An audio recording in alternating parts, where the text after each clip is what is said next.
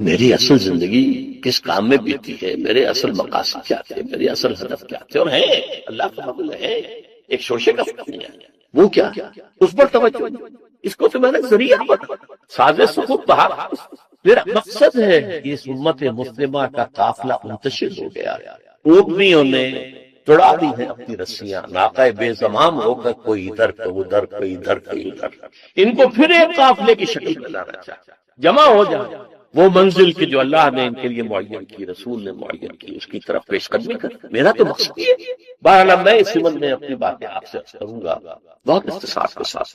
دیکھیے جہاں تک تاریخی اور ملی معاملے کا تعلق ہے، میں ماضی سے اس پر صرف نظر کر رہا ہوں، جو بات لمبی بہت ہو جائے گی۔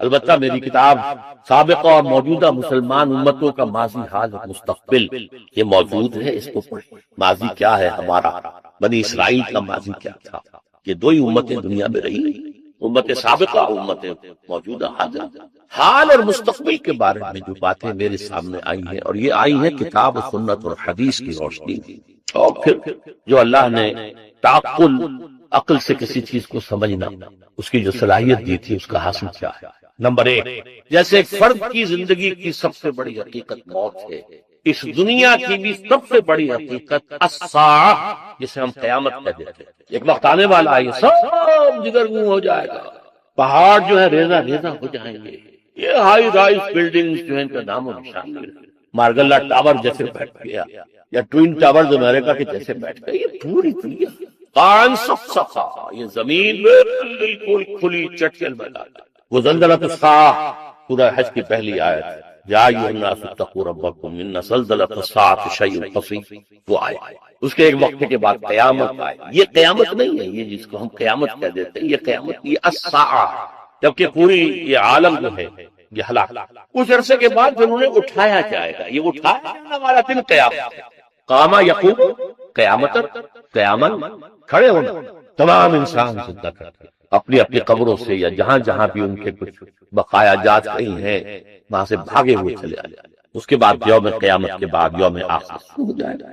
پہلی بات تو یہ سب سے بڑی حقیقت، سب سے بڑی حقیقت، سب سے بڑی حقیقت، اور اب الحمدللہ میری سوچ یہ کہ وہ زیادہ دور نہیں، نو انسانی بحثیت مجموعی اب یہ کلائمیکس کو پہنچ گئی۔ بہرحال پہلی، دوسری بات، احادیث نبویہ سے معلوم ہوتا ہے اس قیامت سے پہلے ایک وقت ایسا آئے گا کہ دنیا پر روئے ارضی پر کوئی ایک صاحب ایمان بھی نہیں، کافر، مشرک، غریب، صاحب ایمان جو ہے ایک خاص وقت میں ایک خاص ہوا چلے گی جو ان کے دلوں میں سے ایمان کو نکال کر لے جائے گا، ان کی انتقال ہو جائے گا ان کا، اور قیامت کا زلزلہ جو ہے وہ اہل ایمان پر نہیں آئے گا بلکہ صرف کفار و مشرکین۔ اس میں پہلے ایک دور ہے جبکہ پورے عرصے پر اللہ کا دین نافذ ہوگا، قائم ہوگا، خلافت علی منہاج النبوہ کا نظام ہے۔ یہ گویا کہ کلائمیکس ہوگا انسان کا، انسان کو بنایا گیا تھا خلیفۃ اللہ فی الارض، یہ خلیفۃ اللہ فی الارض اور یہ خلافت اللہ فی الارض جو ہے یہ پوری دنیا پر جب پورے عرض پر قائم ہو جائے گی تو وہ انسان کا کلائمیکس، آدم کا کلائمیکس یہ ہونا ہے، ہوتا ہے، اگرچہ ابھی ہم نہیں سوچ سکتے کہاں سے ہو جائے گا، کدھر سے ہو جائے گا، حالات تو بہت خراب، بہت خراب، بہت خراب، ہماری کوئی حیثیت نہیں، پرے کہا کے برابر نہیں، لیکن ہونا ہے۔ یہ خبر دی ہوئی ہے محمد رسول اللہ کی صلی اللہ علیہ وسلم وہو الصادق المصدوق، یہ میرے خطبات خلافت نامی کتاب کے اندر یہ چیزیں آپ پڑھ سکتے ہیں۔ البتہ اس سے پہلے امت مسلمہ پر اللہ کے عذاب کے بہت بڑے بڑے شدائد ابھی قیامت، اس سے پہلے ایک دور کے زمین پر اللہ کرنے والا ایک بھی نہیں بچے گا، یہ حدیث کے ساتھ ان کو پہلے ہی موت دے دی جائے گی، بڑی سال موت، اس سے پہلے پوری دنیا میں اللہ کے دین کا غلبہ، اللہ کے حکم، خلافت علی منہاج النبوہ۔ اس سے پہلے کا دور جو ہے جس میں ہم ہیں اس وقت، یہ مسلمانوں کے لیے شدائد، مسائب، ذلت، مسکنت، ذوق، بے وقری، بے حیثیتی، کم ہمتی، بے حمیتی، بے غیرتی کا یہ دور شروع تو ہو چکا ہے کئی صدیوں پہلے۔ ہماری حکومتیں ایک ایک کر کے تاش کے پتوں کی طرح بکھر گئی، یورپین کولونیلزم آیا، چھا گیا عالم اسلام۔ تقریباً 100 برس پہلے وہ کولونیل تخت جو بستر تھا وہ لپٹا ہے، لیکن اس سے بڑا تو کولونیلزم آ گیا، اب اقتصادی کولونیلزم، تہذیبی کولونیلزم، علمی کولونیلزم، اقتصادیات میں، تہذیب میں، علم میں۔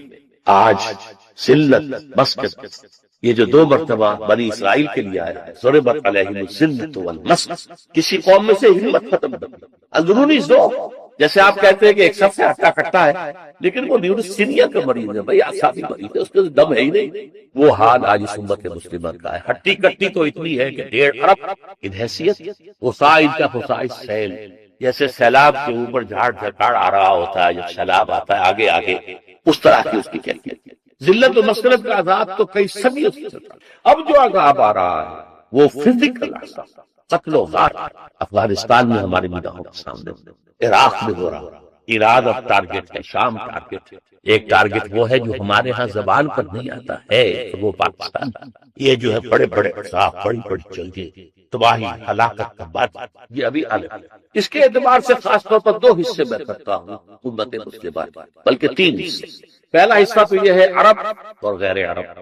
عرب جو ہے بہت پریویلیج لوگ ہیں، ان میں سے حضور تھے، اس سے بڑی بات کیا صلی اللہ علیہ وسلم۔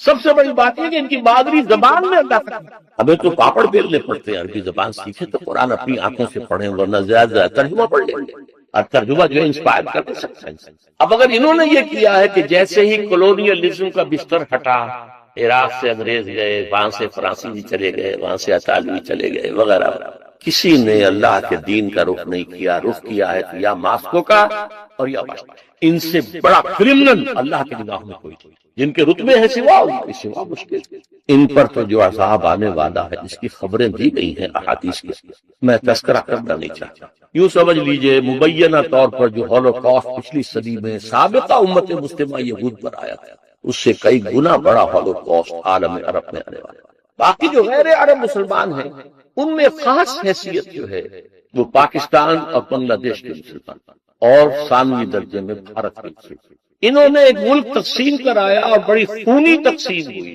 لاکھوں انسان مرے، کروڑوں انسان ادھر سے ادھر ہوئے، کس لیے؟ اسلام کے لیے۔ پاکستان کا مطلب کیا تھا؟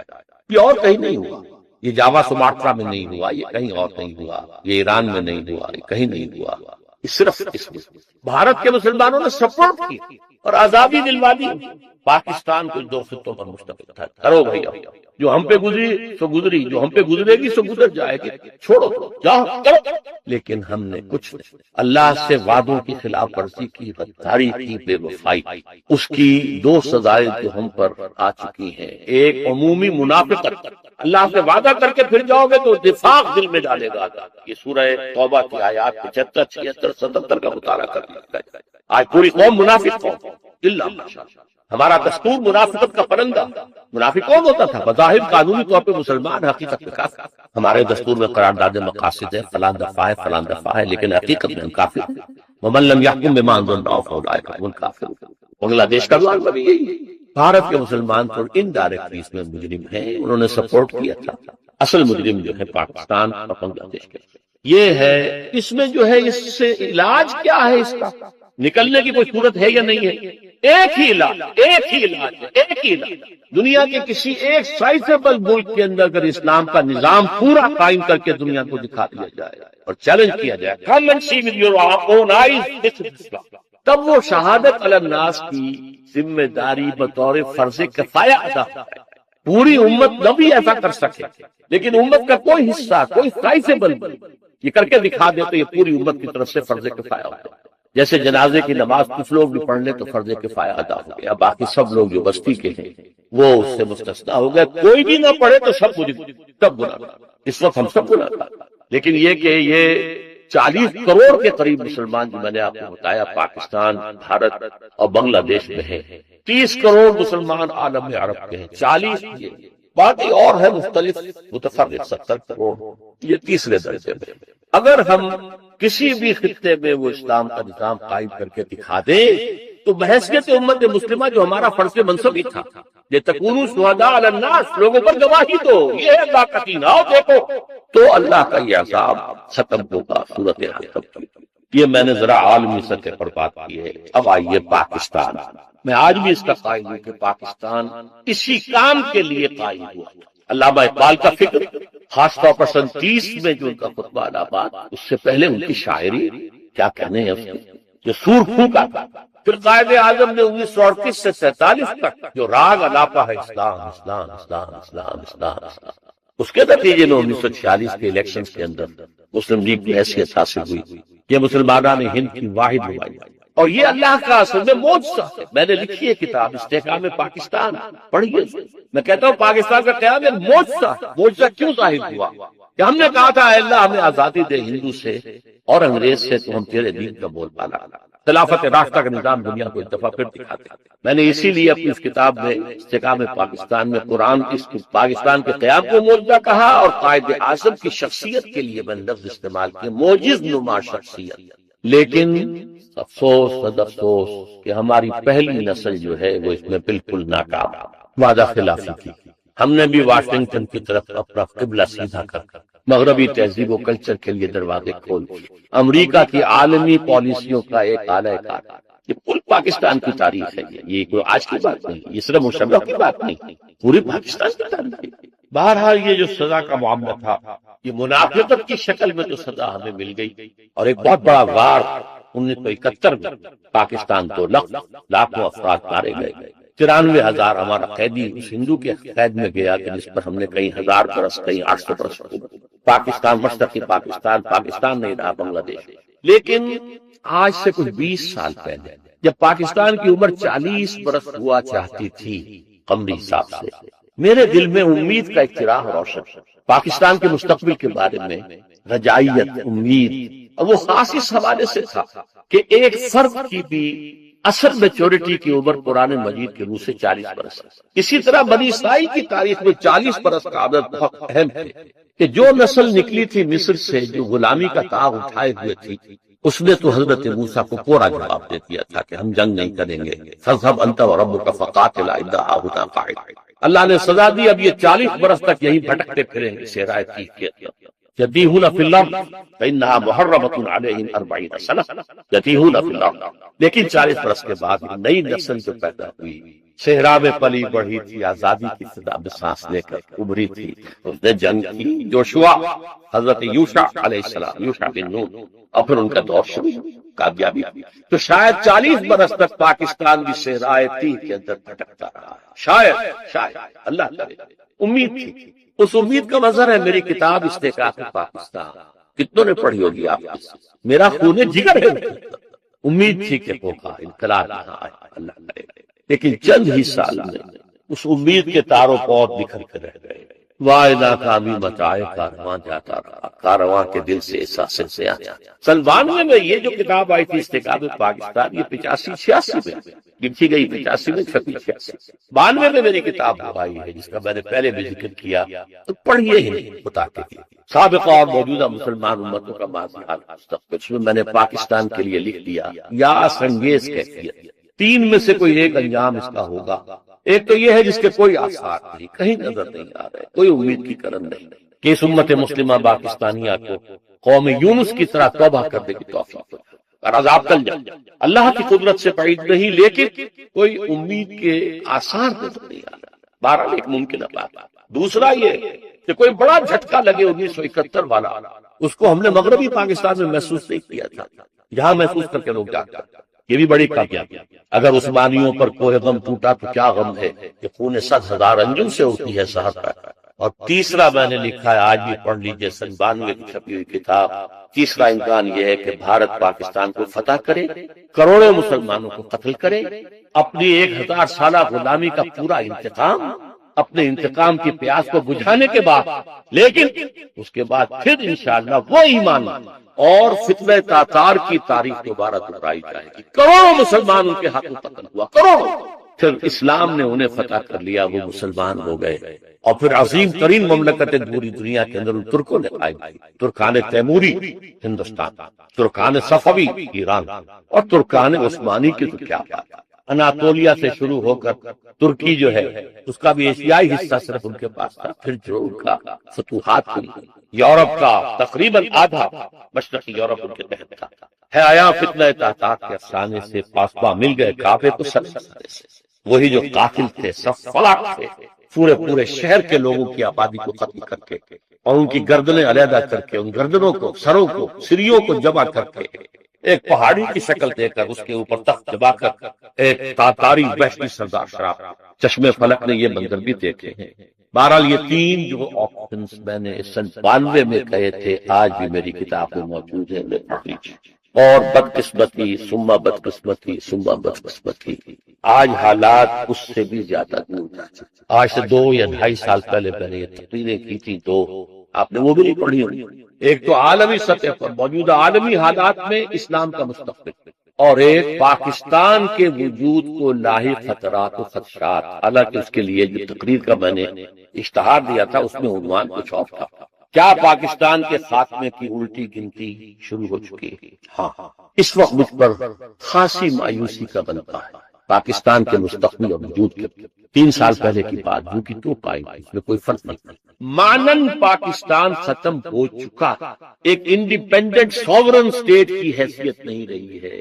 آپ اب اس وقت جو ہے امریکہ کے لیے پادک اللہ اللہ شروع سے جو چیز چلی آ رہی تھی وہ اب اپنے کلائمیکس کو بش صاحب کیا کر کے گئے، کشمیر بھول جاؤ، ذکر بھی نہ انڈیا میں ذکر کیا نہیں آیا، ابھی تمہیں اور بہت کچھ کرنا ہے، بھارت سے معاہدہ ہوا، تم سے نہیں ہو سکتا، بھارت بہت بڑی۔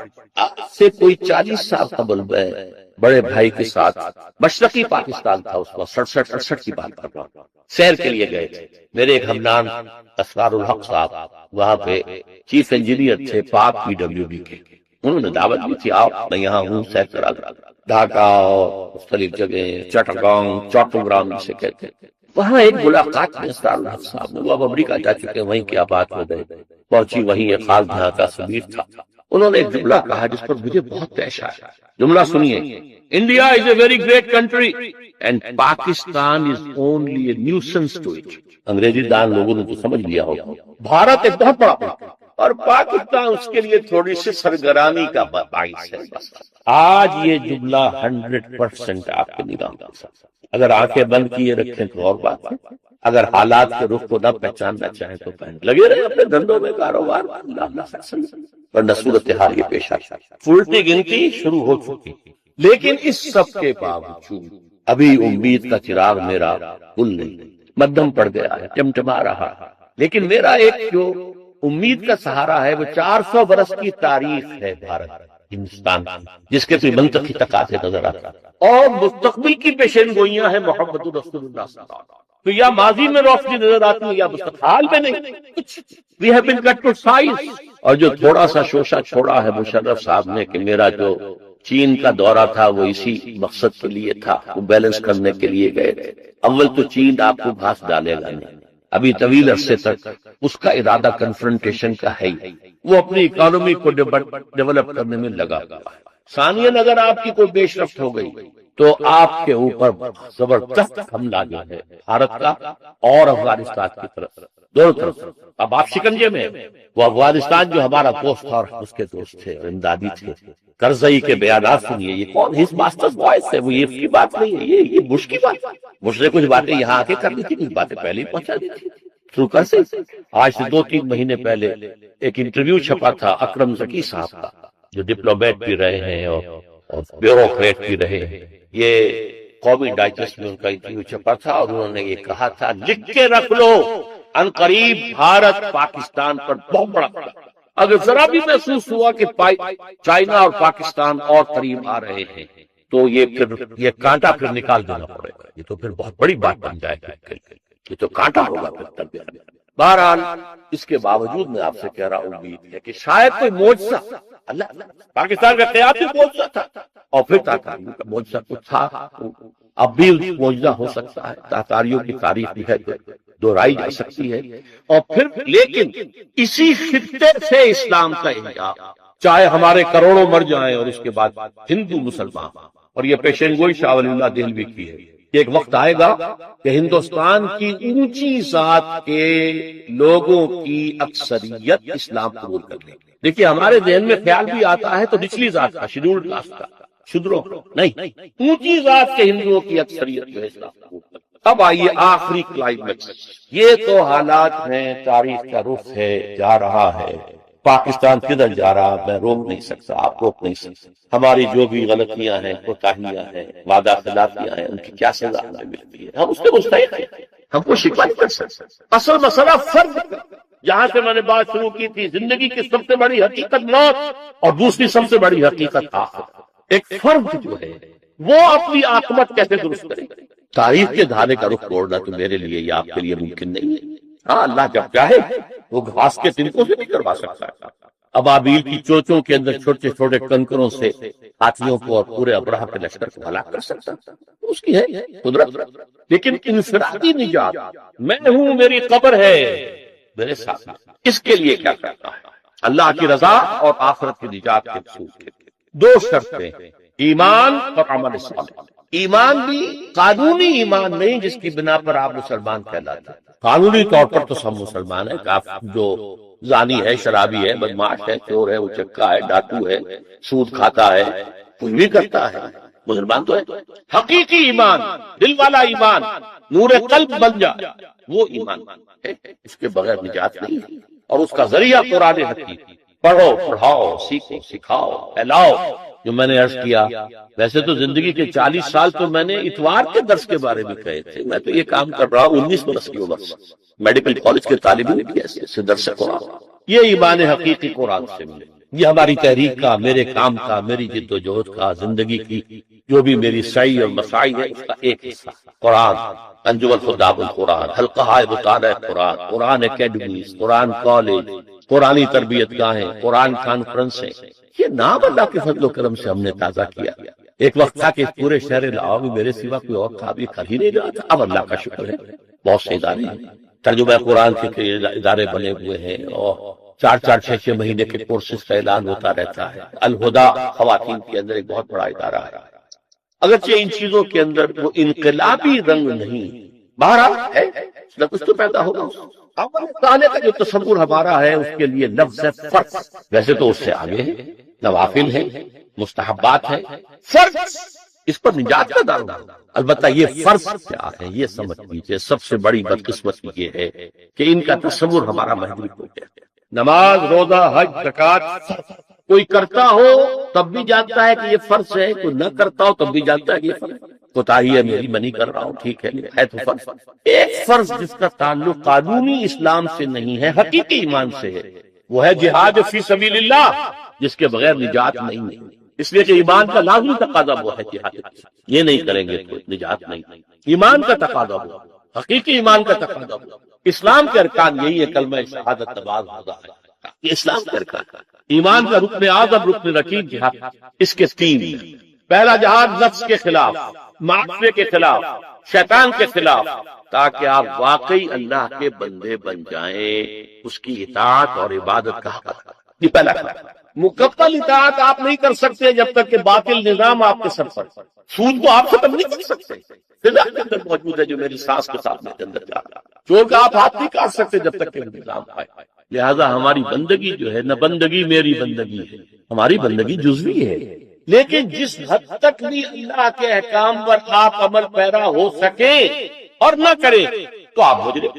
جس حکم پر عمل پیرا ہو سکتے ہیں عمل پیرا ہو، اور جو کمی رہ جائے گی اس کا ایک کفارہ ہے جو میں بعد میں بیان کرتا ہوں۔ پہلا فرض اسی میں نماز آ گئی، روزے آ گئے، حج آ گئی، زکات آ گئی، حرام خوری سے بچنا آ گیا، حلال پر اکتفا کرنا آ گیا، ساری چیزیں آ جائیں گی۔ دوسرا فرض ہے دعوت و تبلیغ، اب اسی کی دعوت دو، اسی کی طرف بلاؤ، اپنی اپنی ذہنی سطح کے مطابق۔ جو انٹلیکچوئل ہے وہ انٹلیکچوئل کی دعوت، جو عام پڑھا لکھا آدمی ہے وہ عام پڑھے لکھے آدمی کو دعوت، جو جاہل ہے وہ بھی دعوت دے، وہ لوگوں کے سامنے روئے، مائیوں میں تو زندگی گنوا بیٹھا لیکن تمہارے اندر ابھی دم ہے، دین سیکھو اور سکھاؤ، پڑھو اور پڑھو، سمجھو اور سمجھاؤ، خیرکم من تعلم القرآن وعلمہ۔ اگر یہ آپ نہیں کرتے تو آپ کا ایمان موجود نہیں۔ اس پر میرے دروس پر پورا منتخب نصاب قرآن مجید کا، جس کے بارہا درس دیے، اپنے پاس سے نہیں کہہ رہا، قرآن سے کہا ہے، قرآن سے ثابت کیا، ایک ایک لفظ قرآن سے ثابت، قرآن ہی سے بیان۔ نمبر 3، اس دین کو قائم کرنے کی جدوجہد، یہ سب سے کٹھن، سب سے اونچی منزل، اور یہی کفارہ ہوگا جو تمہاری اپنی عبادت اور اطاعت کے اندر کمی ہے، قائم کرنے کی جد و جہد کرو گے، جان کھپاؤ گے، مال کھپاؤ گے، یہ کفارہ ہو جائے گا اس کا۔ جیسے آپ نے کوئی قسم کھائی تھی توڑ دی تو کفارہ ہے، کسی نے رمضان کا روزہ توڑ دیا تو کفارہ ہے، 60 روز متماثل کفارے ہیں۔ تو یہ جو میرے اندر پھوٹ جا رہا ہے، یہ جو میں ایسے نظام میں رہ رہا ہوں، سانس لے رہا ہوں جہاں اسلام غالب ہے، کفر شرک. ومن لم يحكم بما انزل الله فاولئك هم الكافرون ومن لم يحكم بما انزل الله فاولئك هم الفاسقون اولئك هم الظالمون. اس اقامت دین کی جد و جہد فرض ہے، فرض ہے، فرض. کاش کہ میری یہ بات آپ کے دلوں کے نیچے اتر جائے، ورنہ بات وہی ہوگی کہ ہر کسے ظن خود شد یار من بس درون من نجستہ.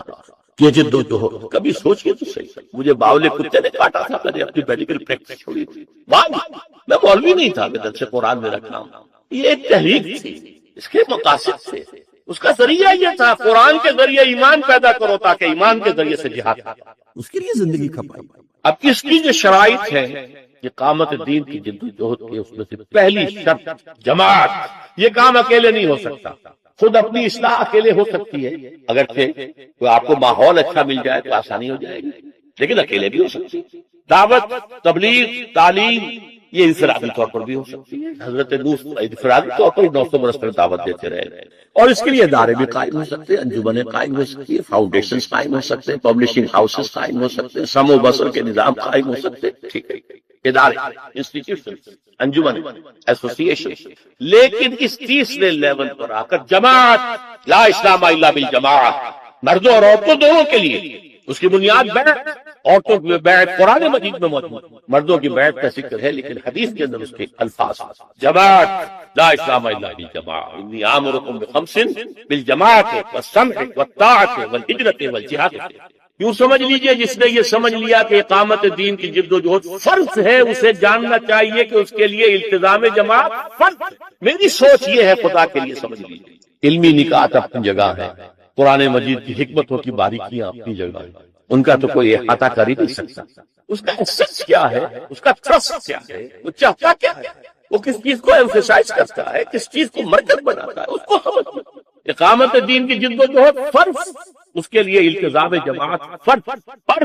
اور دیکھیے فرض کے بارے میں جان لیجئے، ایک فرض کا تاریخ تمام فرائض کا تاریخ. اگر ایک شخص کہتا نماز تو میں پڑھوں گا، 5 وقتہ پڑھوں گا، روزہ نہیں رکھوں گا، بھائی ختم. نماز بھی گئی، روزہ بھی فرض ہے، رمضان کا روزہ فرض ہے. صاحب استطاعت اگر حج نہیں کر رہا ہے تو اس کو بھی کفر سے تعبیر کیا گیا. فرض ہے، ادا کرو. زکات نہیں دیتا تو کیا اس کے خلاف جہاد کیا، انہیں مرتد مانا. تو ایک فرض کی جو ہے انکار یا اس کا ترک، وہ پورے دین کا ترک ہے. اس این آرگینک ہول. اقامت دین کی جد و جہد کی فرضیت، پھر اس کے لیے التزام جماعت کی فرض. البتہ یہاں ایک سوال پیدا ہوتا ہے، جماعت آپ کو تلاش کرنی پڑے. خود جماعت بنانا آسان نہیں، دانتوں پسینہ آتا ہے جماعت بنانا. لیکن چلتا ہوا قافلہ مل جائے تو کیا کہ اللہ کا فضل، اللہ کا کرم. ایک جماعت ہے، لیکن اب آپ کے لیے کیا ہے؟ کئی جماعتیں، کیا کریں؟ میں اس کا ایک جواب دیا کرتا ہوں، بھائی آپ کے پاؤں کو جوتے کی ضرورت ہے نا. آپ یہ کہہ کر گھر میں نہیں بیٹھ رہے تھے کہ پتہ نہیں جوتا صحیح کہاں ملتا ہے. کسی زمانے میں تو وہ گتے کا ہی فون لگا دیتے تھے، کہاں سے ٹھیک ملتا ہے ہمیں کیا پتا. کیا آپ جوتا نہیں خریدیں گے؟ آپ جائیں گے، بازار دیکھیں گے، منڈی دیکھیں گے، دکانیں دیکھیں گے، قیمتیں کمپیئر کریں گے، ذرا موڑ کے دیکھیں گے، خریدیں گے. جماعتوں کو آپ اسٹڈی کریں، یہ بھی آپ کا جہاد ہے، جماعت کی طرف. البتہ میں یہ بتا سکتا ہوں کہ 4 اوصاف دیکھیے اس جماعت. نمبر 1، اس کا ڈکلیئرڈ گول اقامت دین، نظام کو بدلنا، اسلام کے پورے نظام کو قائم کرنا. یہ ڈکلیئرڈ گول ہونا چاہیے، اعلانیہ مقصد اور ہدف. نمبر 2، اس کا ڈسپلن ہونا چاہیے، وہ سمع و طاعت جس کی بیعت حضور نے لی تھی، سنو اور عمل کرو. حضور کے لیے وہ ایبسلیوٹلی تھی، جو حکم دے ماننا، غلطی کا امکان ہی نہیں، نبی ہے، معصوم ہے. اب یہ ہوگا کہ سنو، اور اگر شریعت کے خلاف نہ ہو تو مانو. سمع و طاعت فی المعروف، لیکن ہوگی سمع و طاعت. listen and obey. There's not to reason high, there's but to do and die. فوج کا ڈسپلن کیا ہوتا ہے؟ سپاہی پوچھے افسر سے، جناب آپ یہ حکم مجھے کیوں دے رہے ہیں؟ کیا ہوا؟ وہ فوج ہوگی جو حکم دیا تو ڈو اینڈ ڈائی. یہ جماعت اس نظم کے ساتھ، اور اس نظم کے لیے بنیاد دنیاوی تری تنظیمیں، ایسوسیشن، پولیٹیکل آرگنائزیشن، اور 4 آنے کی ممبری والی تنظیمیں، سیاسی تنظیمیں کچھ اور ہوتی ہیں، فلاحی تنظیمیں کچھ اور ہوتی ہیں، محض تبلیغی تنظیم کچھ اور ہوتی ہے. نہیں، یہ حزب اللہ کی بنیاد بیعت سمع و طاعت فی المعروف. تو میں بیان کر رہا تھا، نمبر 1 ڈکلیئرڈ گول اقامت دین، پورے دین کے پورے نظام کو قائم کرنا. نمبر 2 ڈسپلن، سمع و طاعت. نمبر 3 ان سے پوچھئے کہ آپ کی میتھوڈالوجی کیا ہے، کس طریقے سے آپ دین قائم کرنا چاہتے ہیں؟ الیکشن کے ذریعے، ایجیٹیشن کے ذریعے، گوریلا وارفیئر کے ذریعے، فوج میں بغاوت کرانے کے ذریعے؟ کون سا راستہ؟ اگر آپ کا راستہ حضور کی سیرت سے ماخوذ نہیں ہے تو منزل تک پہنچنے کا کوئی امکان ہے؟ You will be lost. یہ کام تمام انبیاء اور رسول کی تاریخ میں صرف حضور کے دست مبارک سے ہوئے، صرف اپنی ہونا ہے جس کی خبر میں آپ کو دے چکا ہوں، پوری دنیا پر ہونا، کہیں سے شروع ہوگا پھر پوری دنیا تک پھیلے۔ یہ دی ہوئی خبریں ہیں محمد رسول اللہ کی، وہ صادق المصدوق، وہ سچے ہیں، ان کی سچائی پر اللہ گواہ، پوری کائنات گواہ ہے، شادی گواہ تو ہونا ہے، لیکن ہوگا اسی طریقے سے۔ لا يصلح آخر هذه الامة الا بما صلح به اول۔ اس امت کا آغاز حضور اور خلافت راشدہ، اس کا اختتام پھر آئے گا جبکہ پوری دنیا پر اللہ کا دین اور خلافت کا نظام آئے گا۔ یہ اول ہے، وہ آخر ہے، درمیان میں جو کچھ ہے وہ میں نے چھوڑ دیا تھا آج کی گفتگو سے۔ لیکن جس طریقے سے، جس عمل سے، جس طریقے کار سے وہ پہلے بندی سر ہوئی تھی، اسی سے ہوگی۔ مانگے تانگے کے مستعار، ادھر سے مانگ لیا، ادھر سے سیکھ لیا، ادھر سے لے لیا، ادھر سے لے لیا، اس سے یہ کام نہیں ہوگا، چاہے خلوص کی انتہا ہو۔ خلوص اپنی جگہ ہے، خلوص کا اجر آخرت میں ملے گا، لیکن اگر طریق محمد اور طریق کار اور منہج محمد اگر اختیار نہیں کیا ہے تو کامیاب نہیں ہوں گے۔ اس کے لیے میری کتاب خدا کے لیے پڑھیے، منہج انقلاب نبوی میرا صاحب صلاۃ والسلام، اور چھوٹی سی ایک کتاب کی ہے، اس کا خلاصہ رسول انقلاب کا طریق انقلاب۔ رسول انقلاب ایک ہی ہے تمام رسولوں، جن کے ہاتھوں انقلاب آیا، پوری دنیا میں عظیم ترین انقلاب آیا۔ میں تو ایک جملہ نقل کیا کرتا ہوں برنارڈ شاہ کا، نے گاندھی کے بارے میں کہا تھا، ہی is a saint among politicians. سیاست دانوں میں تو وہ لگتا ہے کوئی مہاتما ہے، کوئی روحانی آدمی ہے، سینٹ ہے، سادھو ہے۔ He is a saint among politicians and a politician among saints. ان کے اندر وہ پولیٹیشین ہے۔ تو میرا یہ جملہ ہے، میں اس درس سے کے ساتھ معذرت کرتے ہوئے اللہ سے معافی چاہتے ہوئے کہہ رہا ہوں، حضور کی شان شایاں یہ بات نہیں بنتی ہے، لیکن یہ سمجھانے کے لیے کہہ رہا ہوں۔ He was a revolutionary amongst the prophets and a prophet among the revolutionaries۔ تاریخ انسانی میں جتنے انقلاب آئے ہیں اس سے سب سے بڑا انقلاب محمد نے برپا کیا، اور تاریخ انسانی میں جتنے نبی اور رسول آئے ہیں ان میں سب سے بڑے نبی اور رسول محمد صلی اللہ علیہ وسلم۔ تو منہج انقلاب۔ چوتھی چیز، جو بھی جماعت ہے جس کے بارے میں آپ سوچ رہے ہیں، اس کی قیادت کے قریب جا کر دیکھیے نہیں سونگیے۔ یہ سوگنا بھی میں کہہ رہا ہوں، اس کے علاوہ ایک اور ہے جس کو آپ ESP کہتے ہیں، ایکسٹرا سینسری پرسیپشن۔ قریب جا کر آپ کو محسوس ہو جائے گا کہ آیا ان قائدین کے اندر خلوص اور اخلاص ہے یا یہ دکانداری ہے۔ لیکن اس میں میں نے کہا قائدین کے پاس، لیکن پیچھے چلنے والوں میں ہر طرح کے لوگ ہوتے ہیں۔ جب حضور کے پیچھے چلنے والوں میں بظاہر منافقین بھی تھے، مسلمان تو شمار ہوتے تھے، مسجد نبی میں نمازیں تو پڑھتے تھے، ان کا سردار پہلی صف میں ہوتا تھا اور کھڑے ہو کر تلقین کرتا تھا حضور کے خطبے سے پہلے کہ لوگوں غور سے سنو، یہ اللہ کے رسول ہے، جبکہ وہ نہیں مانتا تھا اللہ کا رسول۔ جھوٹ۔ اذا جاءك المنافقون قالوا نشهد انك لرسول الله والله يعلم انك لرسوله والله يشهد ان المنافقين لكاذبون۔ تو چوتھی چیز یہ ہے کہ سود، یہ چار چیزیں اگر کسی جماعت میں 33% پاس مارکس کی حد تک بھی نظر آ جائیں چاروں، اس جماعت میں شامل ہونا فرض۔ میں فرض کے لفظ کی تکرار کر رہا ہوں خدا کے لیے، with all emphasis at my command، جو میں بات کہہ رہا ہوں یہ میرا الوداعی خطاب ہے، میرا تحفہ ہے جو میں دے رہا ہوں۔ مختصر الفاظ میں وہ باتیں کہہ رہا ہوں جو میری بڑی بڑی کتابوں میں لکھی ہوئی، جو 2-2 ڈھائی گھنٹے کی تقریروں میں ایک ایک موضوع پر بات کی، میں نے آج سب کو ان کو جمع کیا۔ بہرحال اگر تو جماعت مل جائے تو اسے اپنے لیے نعمت سمجھیے، اللہ کا فضل سمجھیے، اللہ کا کرم سمجھیے۔ یہ الفاظ میں نے 1954 کے آخر میں جماعت اسلامی کی رکنیت کی درخواست دیتے ہوئے لکھی تھی کہ میں جماعت اسلامی کے وجود کو اپنے لیے ایک بہت بڑی نعمت سمجھتا ہوں کہ قافلہ چل رہا ہے جس میں میں شامل ہو کر اپنے دینی فرائض بشمول اقامت دین کی جدوجہد کے اس کی ادائیگی کر سکتا۔ نہ ہوتی تو خود کو جماعت بنانا آسان کام ہے، لیکن میں آخری بات کہہ دوں، فرض کیجئے کہ آپ ان چار چیزوں کے حوالے سے ساری جماعتوں کو ریجیکٹ کر دیں۔ جماعت اسلامی میں یہ خرابی، تنظیم اسلامی میں یہ خرابی، JUI میں یہ خرابی، JUP میں یہ خرابی، تبلیغی جماعت میں یہ خرابی، فلاں میں یہ شارٹ کٹ، فلاں میں یہ تقصیر، تو اب آپ پر لازم ہے کہ آپ کھڑے ہو، جماعت بنائیں۔ فرض کیجئے آپ کی طرف ایک آدمی آتا، کوئی بات نہیں، ایک اکیلا 2 جماعت، ایک امام ایک مقتدی جماعت کا ثواب مل جائے۔ نبی بھی ایسے گزرے، ان کے ساتھ کوئی نہیں، کوئی پرواہ نہیں. کیا آ کہ اللہ تعالیٰ آپ کی طرف لوگوں کا رجوع کرتے لوگ آ جائیں، لیکن جماعت کے بعد اسلام نہیں. لا اسلام الا بالجماعت. اور بیعت کے لیے آیا، من مات ولیس فی عنقہ بیعۃ فقد مات میتۃ جاہلیہ. جو مسلمان مرا اس حال میں کہ اس کی گردن میں بیعت کا قلادہ نہیں تھا، وہ جاہلیت کی موت مرا، اسلام کی موت نہیں تھی. اس اعتبار سے پھر آدمی خود کھڑا ہو. بہرحال یہ چیزیں ہیں ان کے لیے دمادم زن دمادم تن دمادم تن بادستہ درویشی درساز و دمادم سن. اب یہ کہ اگر آپ کی کوششوں کو کچھ کامیابی نظر آ رہی ہو، اللہ کا فضل سمجھیے کہ آپ کی طاقت اور صلاحیت کا نتیجہ نہیں ہے، کہ اللہ کی توفیق نہیں آئے کوئی پرواہ نہیں، کوئی پرواہ نہیں، قطعاً کوئی پرواہ نہیں.